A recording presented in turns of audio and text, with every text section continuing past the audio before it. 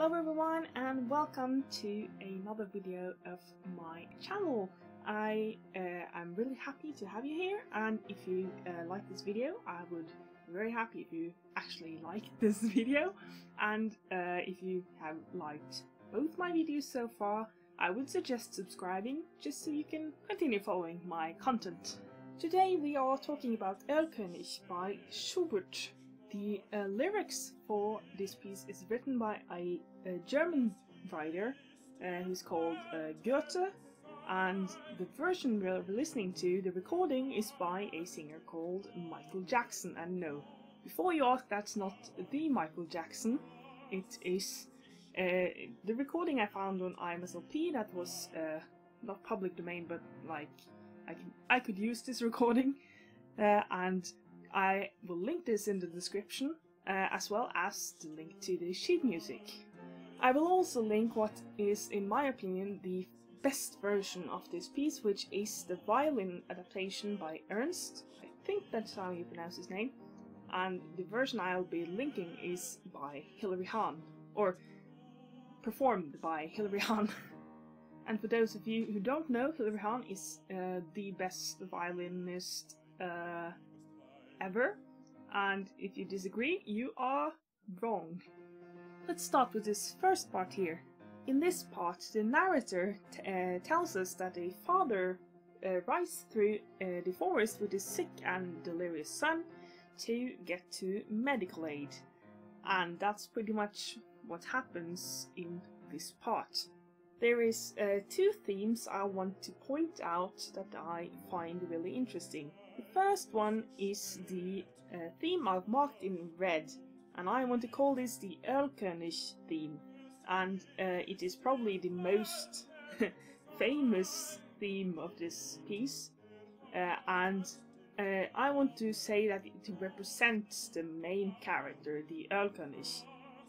I also want to mention that this is actually my favorite theme of all time, and it's actually my island theme in Animal Crossing. Let's have a quick listen.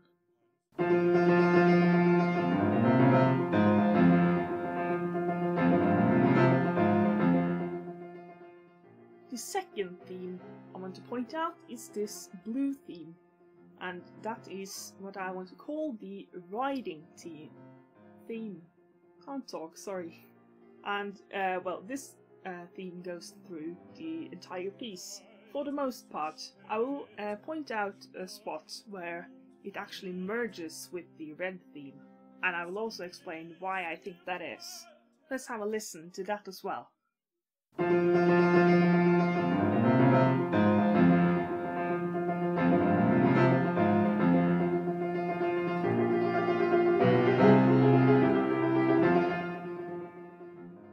Then there's this yellow part I've marked, and the reason I marked this is because I find it really nice to listen to, and it feels like it comes back, but I can't actually find precisely where it is, and I think that's because Schubert has been mixing and tricking a bit with it, but it's what I want to describe as the ending theme, or like phrase ending theme, and it's really characteristic of this piece for some reason, and I have had it stuck in my head forever, and I don't really know why, so that's why I wanted to point it out to you.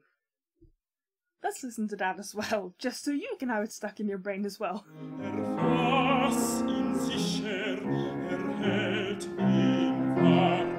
Now in this next part, we get to know that the son in this story, the sick and delirious son, sees the Erlkönig, and he describes him to his father as having a crown and a cape, you know, like all this fancy get-up, and his father tells him, "No, son, you're just imagining things. It's just some fog."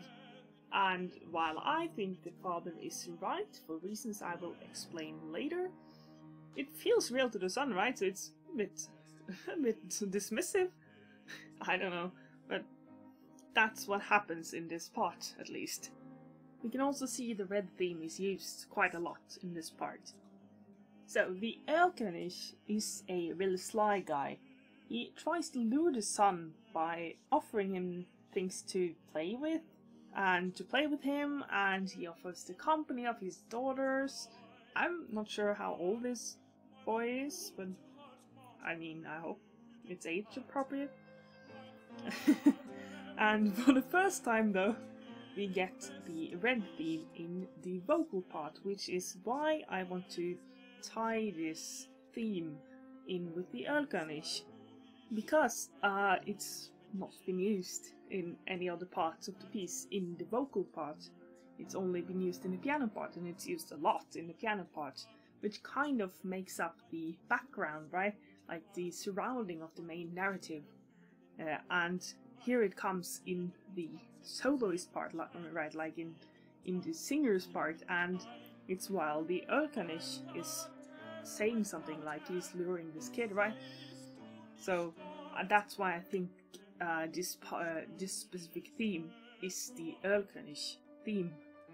Now you might say that it's not the same theme, because it doesn't look the same, right? You only got one set of triplets instead of the two you got in the original one, and you don't have the dum dum dum. But, well, you kind of do, don't you? Because you have, okay, the first triplet is removed, right? Then you got the second triplet, and then you have a dum dum dum. Right, I'm not sure if that's actually the right notes, because I don't have perfect pitch, okay? But it's, if you look at it closely, it's kind of the same shape anyway, right?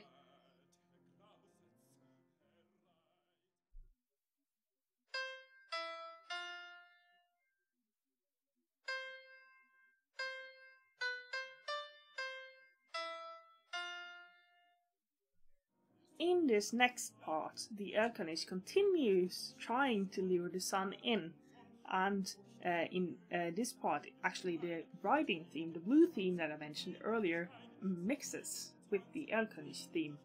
Let's listen to that, and I will explain why I think it is after. Meine Tochter soll und im Warten soll, meine Tochter erfüllen die nachtlichen Weine und wiegen und tanzen und singen dich ein, sie wiegen und tanzen und singen dich ein.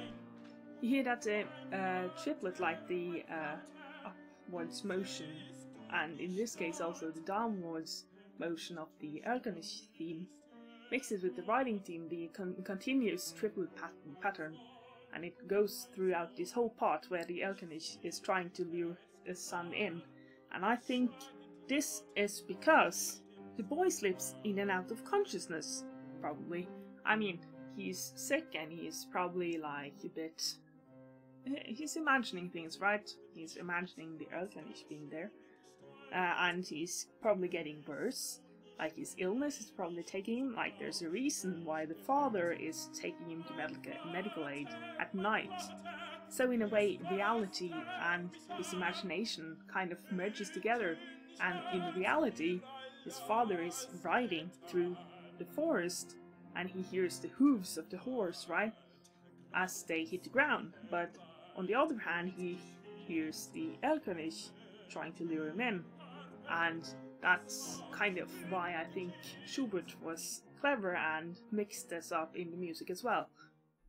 Then finally, the boy is doomed. The Erlkönig decides that he's tired of trying to lure him in and decides to just take him by force. And as he's saying this, I think Schubert's been really, really clever, and he's added this kind of church bell kind of a notation, right? It's not church bells because it's on piano, but it's got kind of the same effect as church bells, and it's giving the sense of, like, you know, death. Let's listen to that. I marked it in purple in the music. Ich liebe dich, mich reizt deine schöne Gestalt, und bist du nicht willig, so brauch ich Gewalt.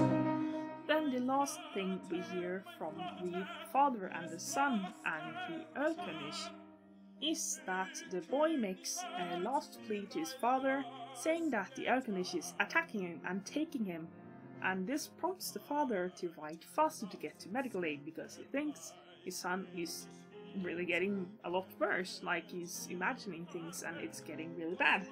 And then finally we get to the narrator telling us that the father arrives at the place of the medical aid, and he looks down in his arms and finds that his son has unfortunately passed away.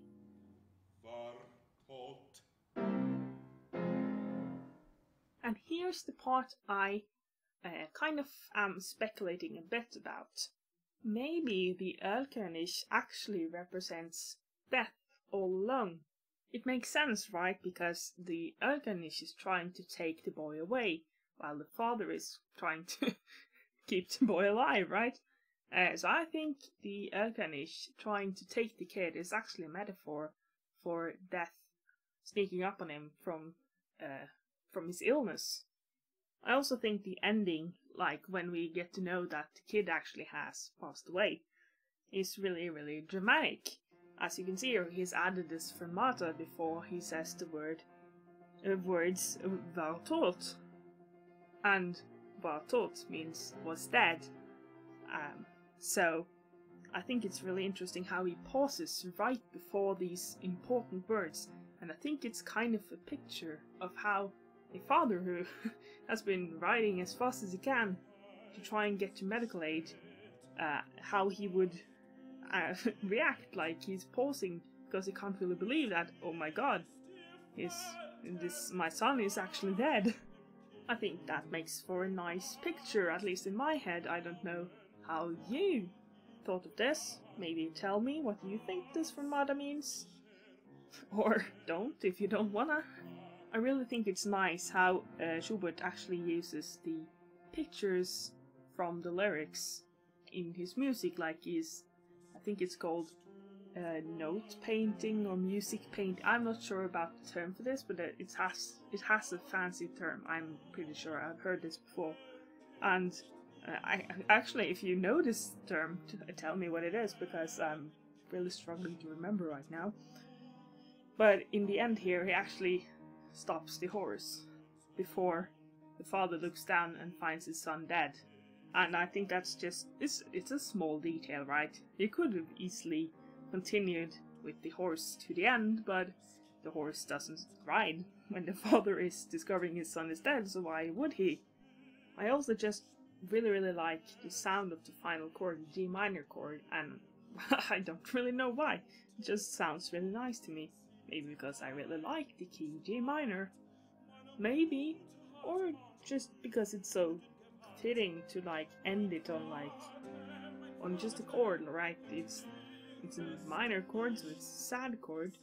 But just to end it on like this kind of doom chord, because everything is so sad. Maybe. Or maybe I just like the key of G minor. Probably one of my top 10 keys. That is all I had about Schubert Erlkönig, and while this is a really, really nice piece, it's probably not my favorite, at least not this version of it. As I mentioned before, the violin version is actually the version I wanted to talk about, but yeah, Schubert does a great job with this, so I don't see a reason why I should hate on it at all. I really, really enjoy listening to it, and I've actually heard this live in concert.